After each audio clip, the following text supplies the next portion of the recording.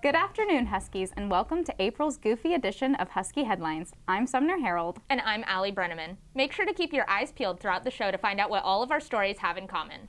Allie, look at this cute picture of Teddy. Oh man, I wish I could get another pet, but my parents can barely handle the one. If your parents don't want the full-time commitment of an actual pet, let me tell you the benefits of fostering animals. Owning pets is something that brings joy to most families, but not many people consider how fostering can be beneficial to not only the animal, but also the family. What inspired us to participate in fostering kittens was we really didn't feel ready to have a pet of our own. So this was a great opportunity to kind of borrow some pets for a while, take care of some baby animals, let them grow, find a new home, and then we take a break and we can kind of not have pets for a little bit. And then when we're ready to go again, we just get another set of foster kittens and start the whole cycle over again. My favorite part about fostering is spending time with the animals and just like sitting in the room with them and reading a book. Whenever I have a feeling of anxiety or am even just bored, and I'll go in there and they'll make me laugh and they'll calm me down, make me smile. The benefits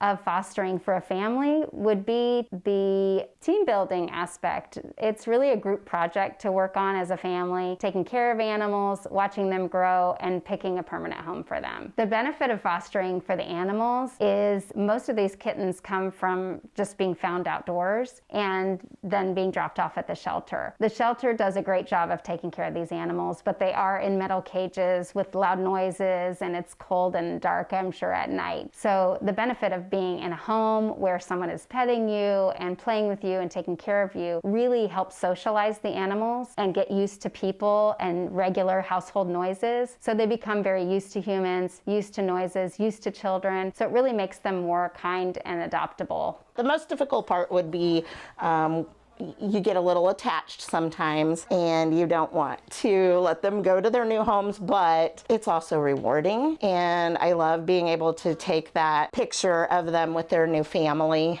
And then it's been very rewarding seeing them grow up on Facebook because the parents, new parents will send me pictures. I think probably the best reason to do it as a high schooler is because, at least what I've found, pets are a huge help on relieving stress. Even just the act of just petting it will make you just feel a lot less stressed, and that's helped me over the course of, the weird year we've had so far. I think fostering is a great opportunity for a teenager or to even work with a foster coming over and walking the dogs during the day and stuff. Maybe their parents won't allow a foster in their home because their own animals don't get along with it. While she was not available for an on-camera interview, the cat foster parent coordinator from the Heart of America Humane Society, Erin Ronan, said, "Of course, we're always looking for foster homes, but we also need people who have skills in website development, marketing, and branding. Make sure to like the Heart of America Humane Society on social media and check out their website to foster, volunteer, and donate. Additionally, if you want to get involved with Rescue K911, check out their website to become a volunteer, foster, sponsor, or donate." For our family, helping animals has been a really rewarding way to help the community. Every creature we help, every kitten we help find a new home for, we feel like is making a difference. I didn't realize that there was such a great need for fostering, so I definitely think it's something that I'll never stop doing. I'm happy that I can help where I can. I think that when I asked about fostering and I said, "So what does it take to become a foster?" And one of our fosters said to me, "You just need to be a good person and be willing to share your heart with the animals." So I think that's all it takes, just being willing to help. If you love animals and have the time, consider opening your home to animals in need. This is Sumner Harold for Husky Headlines. Aw man, this really brings back memories. Have you talked to Maddie Williams lately? Not really, but I went to elementary school with her. Grant takes a look at this senior's special connection to the students in room 102. Prior to full in-person learning, senior Maddie Williams dedicated 3 hours every other day to peer tutoring and helping other students in room 102. I essentially am every other day because on even days it's all day. So I'm in there hours 2, 4, and 6. And we have A and B days, but I got approved by the district to come in on both A and B even days. I think Maddie is really good at getting in and building relationships. And this year, with the schedule being so variable with A days and B days, our students really love having someone that is consistent, that they can depend on, and really work one-on-one with. While tutoring in Room 102, Williams has created closer connections with the students. I just love being with the students, and I mean, they're all like my friends. I love all of them, and this year, because I'm in there all day, I have really gotten to know a lot of them. So that's my favorite part, is just being with them and getting to be with my friends all day. I know all of our students get so excited when Maddie comes in, and they call it Maddie Day because they know Maddie's going to be here. They know she is so dependable. She's friendly and approachable. Maddie's grown a lot in just her ability to balance helping while promoting independence. With all of her experience, tutoring is something Williams envisions as a career path into the future. I definitely can see Maddie as a teacher in the future. I know she's really interested in being a special education teacher at the elementary level. She has the passion and just many of the strengths and characteristics you would want in a teacher. My entire life I've wanted to be a teacher, but in like 8th grade, I started volunteering at the DSG, which is the Down Syndrome Guild, and I really kind of got into the special needs community. And then freshman year, I was a peer mentor, and I was kind of like, I think I want to be a SPED teacher. This is really what I want to do. Williams' dedication to tutoring has really had a positive impact on the students she helps and the school in general. Her presence will be greatly missed next year, but her helpfulness will not be forgotten. This is Grant Bowen for Husky Headlines. Sumner, do you know how to save my dying plant? I don't, but I'm sure Emily can help you get a green thumb in this month's edition of H2 How To. Whether you are an expert gardener or simply enjoy the outdoors, spring is the perfect season to spend time in nature and connect with the environment. Today, I'll be showing you the basics of growing your very own plants. Before you begin planting, make sure to read the labels on your seed packet or do research about your specific plant. First, figure out where the best place is to begin. Different plants prefer different environments. While some vegetables and flowers are started outdoors, today we will be focusing on plants that you can start inside. To begin this process, you need to find the right containers. You can start seeds in almost any type of container as long as it's at least 2 to 3 inches deep and has some drainage holes. Next, prepare the soil. We recommend that you get some that's fresh instead of reusing old potting soil. To get the best results, add some water to get it crumbly rather than dry. Once you've completed this step, fill up your container and pack it in tightly. Now it's time to plant. Refer to the packet to know how deep and how far apart to place the seeds. To bury them, make a small well in the soil, place the seed inside, and cover it again with dirt. After this step, add water. As the seedlings grow, water them often to keep the soil moist, but don't use too much water as the soil can get soggy and slow the growth. Most soils don't contain many nutrients, so you'll also need to feed the seeds with fertilizer. You can use some liquid fertilizer like this one and follow the instructions on the container, or organic fertilizer like eggshells, coffee grounds, or compost. Along with this, seedlings need a lot of light. If it's growing by a window, try to rotate the pots every now and then to distribute the light equally around the plant. If you have growth lights, adjust them so they're a few inches above the plant. Keep in mind that the plants also need some darkness, so don't forget to turn off your growth lights at the end of the day. Make sure to have a constant water, fertilizer, and light routine. After a couple of weeks of indoor growth, it's time to transfer your plant outside. We suggest that you move the seedlings outdoors gradually by placing the container in a partly shaded spot and slowly transitioning into more sunlight so it can adjust to its new environment. Next, if you don't have a flower bed and are digging up soil from the earth, make sure the ground isn't soggy and dry enough to dig up. We recommend that you mix in some compost or a bag of garden soil along with the natural soil for the best results. Once you have found a good spot to plant, you will need to dig a hole. The hole should be deep enough to hold the plant's root system. An easy trick to be sure if it's big enough is to set the pot itself into the hole, and if it fits, you will know that it's a good size. The next step is to carefully remove the plant from the pot. To do this safely, place one hand on top of the potted soil. With your other hand, tip over the pot so that the plant and soil slide out together. Once it's out, put it into the ground. Carefully fill in any loose dirt until the hole is filled and pat down the soil. You don't want to pack it in too tightly, but it needs to be solid enough to support the plant and hold the roots in place. When you're finished, thoroughly water the plant to help it recover and get established in its new surroundings. From then on, follow the regular recommended care for your plant and enjoy the newest addition to your garden. And look at that! You now know the basics of gardening. Whether you go on to create a beautiful flower garden, grow your own vegetables, or simply appreciate nature more, we are wishing you a wonderful spring. This is Emily Natanova for Husky Headlines. Allie, do you have any hobbies that no one knows about? Well, I can almost do the saltine challenge where you try and eat 6 saltines in 1 minute. Watch! Kendall tells us more about a sophomore with a talent that no one knows about. Sophomore Ashton Barker has a big passion for skating that not many people know about. Ever since I've started skating, I've just been so much happier.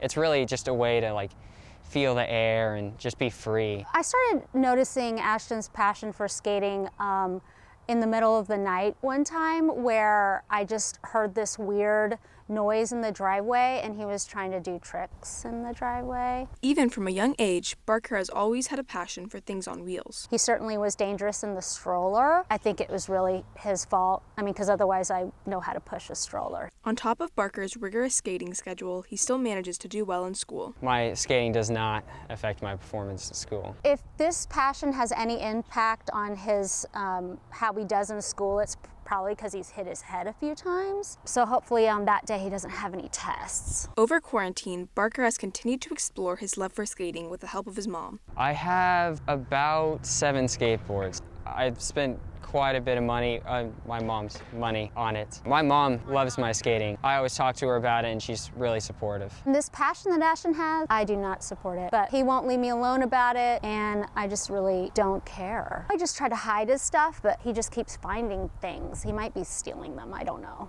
Barker hopes to qualify as a professional skater within the year and hopefully one day make a career out of it. Wait, we're just kidding. Ashton isn't actually a skater. April Fools, this is Kendall Nabraga for Husky Headlines. Oh man, Kendall really got us with that one. Hey, Allie, I have a sweet surprise for you. Close your eyes and come a little bit closer. Okay. Diani Anand is a sophomore who has a business and passion surrounding these sweet treats. Freshman Diani Anand has recently started up her own cake decorating business with the support of her father. I got into making cakes by my aunt, and I got interested in it by making cupcakes for the first time with her when I was in 5th grade, and I realized that I really wanted to start baking and learning more about it. When she was 13, she decided that she wanted to start baking cakes, and about a year later I encouraged her to start her own business. My cake business is on my Instagram, and people usually DM me through there and ask what custom order they would want, and then I ask them for their cake sizes, frosting, and flavor, and then I usually deliver it to them or they'll pick it up. I actually bought a birthday cake with sprinkles. I like that she would listen and bake anything you were interested in. And she's very great at, if you gave her a picture or just showed her some video of any bakery, she could actually duplicate it and it actually tastes amazing. She's a phenomenal bakery. She will do anything you ask, and one thing about her that she's very passionate about her work, she spends hours doing it to make sure it's perfect. One little mistake, let's start all over. That's how passionate she is about her bakery. I am very proud on how fast and quickly Diani has actually self-taught herself in this industry of baking. Even though she does look things up online, she's always pushing herself and pushing her limit to the next level. So I'm very proud of her. Diani Anand will continue to bake cakes in the future and expand her business.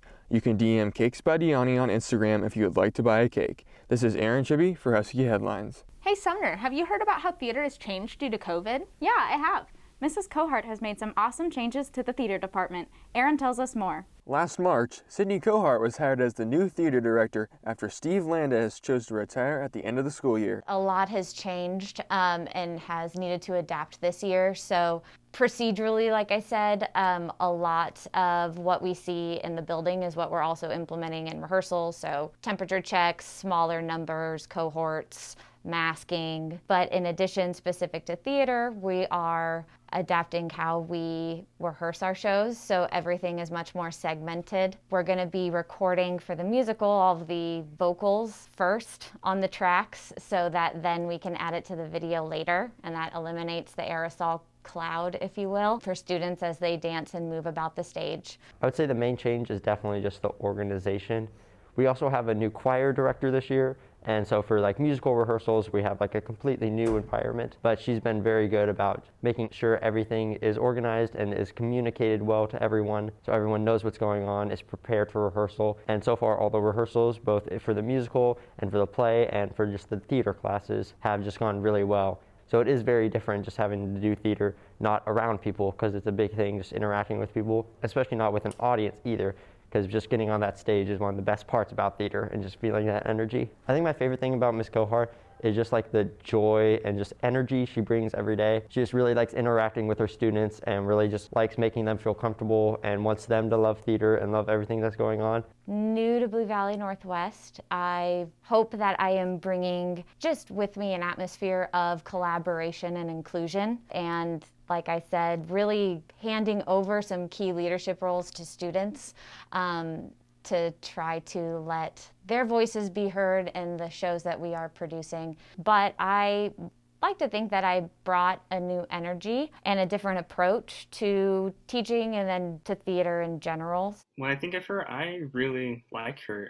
She has lots of energy, and it's clear that she's very passionate about theater. Her personality is very much so different from Mr. Landis's, and I think it's a good change because we have a lot more structure, and she also gives us a lot more freedom to do kind of what we want to do. If you're interested in what the theater department is doing, you guys should follow us on social media and see the shows. The next musical is A Theory of Relativity, scheduled for April 8th and will be available to view on showtixforyou.com. This is Aaron Tribby for Husky Headlines. Why did the chicken cross the road? Not this joke again. Why did the chicken cross the road? Because the chicken behind it didn't know how to socially distance properly. Abby and some Northwest staff members share some of their favorite jokes with us during Laugh at Work Week. For National Laugh at Work Week, Blue Valley Northwest teachers and staff tell their favorite jokes. All right, so periodically, I tell the joke about the neutron who, before COVID, liked to go out to eat a lot. And he went to this one restaurant and had a fantastic meal, but the waiter never came back to give him his bill. And so he was like, hey, can I get my bill? I need to go. And the waiter's like, hey, for you, neutron, there's no charge. All right, so you have two muffins sitting in an oven. First one turns to the other and says, man, it's hot in here. The other muffin looks at him and goes, oh my gosh, a talking muffin. What did the triangle say to the circle? You're pointless. Why does a nurse need a red pen at work? Oh, I don't know. Why would a nurse? Would it be to write out citations for improper mask wearing at school? Good thought, Nurse Condon. We would use a red pen to write up students for mask wearing violations. However, the real answer is a nurse needs a red pen at work in case she needs to draw blood. Get it? Get it? Oh my gosh. All right, why did the monkey fall out of the tree? Because it was dead. So my dad was talking to me the other day, and he asked, hey, are you even listening to me? Which was really a strange way to start a conversation. What is the difference between a cat and a comma? A cat has claws at the end of its paws, and a comma is a pause at the end of a clause. Why was the pencil in the toilet? Because it was a number 2. What's Forrest Gump's password? 1 Forrest 1. What cuts down trees and sings? Justin Bieber. What makes a joke a dad joke? When the punchline is apparent. There's a Frenchman who goes into a store and he kind of looks around for a second, and a salesman sees him and rushes over and is like, sir, may I help you? And he says, oui, oui. And the salesman says, sir, please, not in the store. Knock, knock. Who's there? Hatch. Hatch who? God bless you. My favorite joke is Coach Ryder's golf game. What did the number 0 say to the number 8? Nice belt. What's red and bad for your teeth? A brick. You know, life has taught me that there are 3 types of people in the world. Those who can count and those who can't. Thank you to our Northwest staff for making us laugh. This is Abby Allen for Husky Headlines. That really got me in a joking mood. Here's another one. Why does a pitcher raise one leg when he throws the ball? I don't know why. Because if he raised them both, he'd fall down. That's a good one. But the new head baseball coach, Mike Pangborn, is no joke. Mac tells us about his success this year so far. With the baseball season in full swing, the Huskies welcome a new head coach, Mike Pangborn.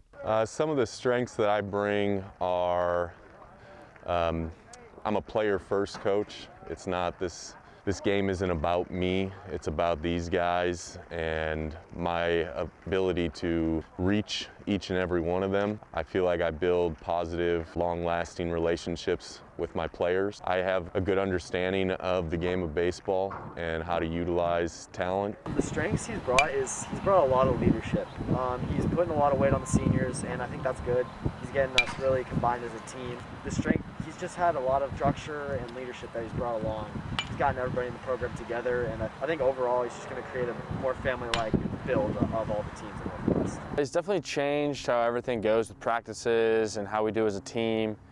It's definitely different this year than the previous years with Coach Pangborn. It's definitely helped out a lot with actually helping coach. Due to COVID-19, Coach Pangborn and the baseball program have to make changes to their normal season. So for us, we're outside, so we try to social distance. It's not always ideal, but we try to wear masks as often as possible. I think sometimes swinging and throwing can get, the mask can get in the way a little bit, so we allow the kids to take it off while they hit and throw. But for the most part, the mask is the biggest thing. Before practices, everyone has their mask on, and then we have to do temperature checks. And then we also have a QR code with a Google form that has questions if you had any symptoms of COVID, if you've had any previous symptoms of COVID, or if you had COVID. That's what we have to do before every practice. After playing Olathe Northwest, the baseball team now tries to take their loss and improve as a team. So I think that early season losses are kind of a blessing in disguise because we figure out who we are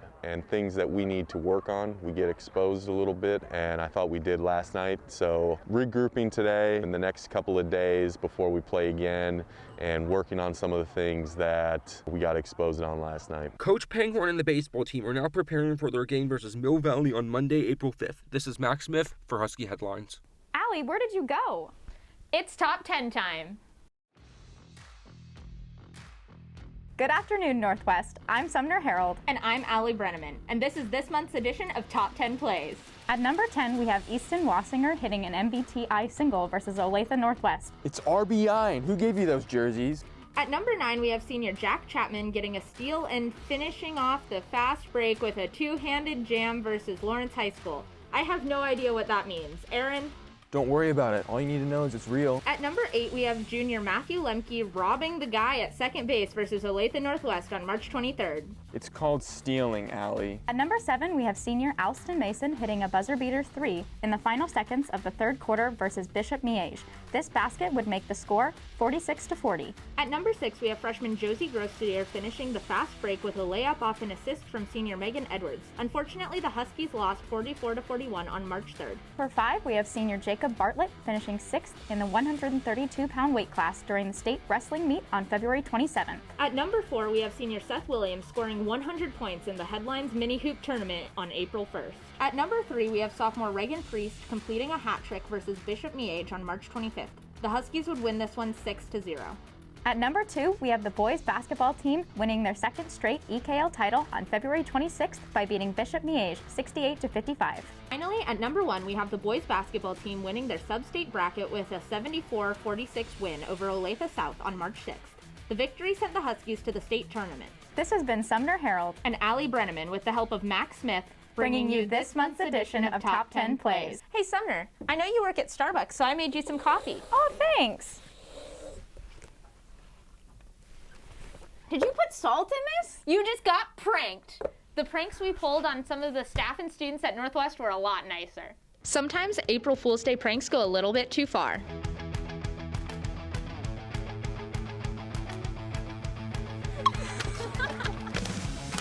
So we decided to pull some nice pranks to celebrate April Fool's Day. For our first prank, we went to math teacher Teresa Hogan's room to put up sticky notes with compliments on her desk and the desks of her students. Cool! So we just wanted to surprise you with something nice this morning. I love it. It's so colorful and fun. Thank you so much. No problem. Thank you. Very cute. We then stopped by the office early in the morning to spread some joy there as well. Those in the office do so much for us as students that often goes unseen or unrecognized. So at least in some small way, we wanted them to know that we are grateful for them. Hello. Hi. We were hoping to meet you here, but we're just spreading a little kindness this morning. Oh, thank you so much. Yeah. Have a great day. Now it's time to prank the students. We pretended to do a trivia segment and surprise people by giving them the prize regardless of if their answer was correct. So, what is the most abundant flower in the United States? Wait, abundant means like a lot, right? Yes. Tulips. Tulips. Like what's grown the most, or like what's like in the store? I think we're asking for too much. Can you eat it? No, that's a hint. You're not allowed to do that. Oh my gosh, I'm so bad at flowers. Tulips. A rose, maybe? Daisies is your final answer. Yeah. Daisies. Okay, I don't know that's correct, but you just got pranked. You get a flower anyway. Oh, thank you. I like this segment. Oh, okay, we're done? Yep. All right, sweet. There you go. No, you can keep it. Nah. No, you keep it. Yeah. What is the first day of spring called? First day of spring. The first day of spring. It has a name. It has like a name? Yes. I just really want the baked good. I was gonna say Groundhog Day. Warm weather. There's the summer solstice, the winter solstice. yeah, the autumnal equinox, and the Dude, my sister practices witchcraft. I should know this. first day of spring. The first day of spring is called the first day of spring. Well, yeah. I guess technically that's right. It's not wrong. Okay, fair enough. Vernal, is it Vernacular. No, it's not. That's I feel words. like you just said it. Vernal? Yeah, that's right. Oh! This is a prank, so you get this anyway. Allie! Oh my gosh. Thank you, Allie. Of course. When does spring start in Australia? February? No, but you just got pranked and you get goodies anyway. That's so sick. Oh, well, it's backwards. September. Oh. Let's go! I'm sorry. I said whoever got it first. Fall around? Yeah, so what? Do we know a month in fall? September. Yes, actually. Really? We hope you all had a great April Fool's Day. Maybe you can try some of these nice pranks on your friends or family. This is Allie Brenneman and Sumner Harold pranking you for Husky Headlines. We hope you enjoyed this prank-filled edition of Husky Headlines. Have a great day, Northwest!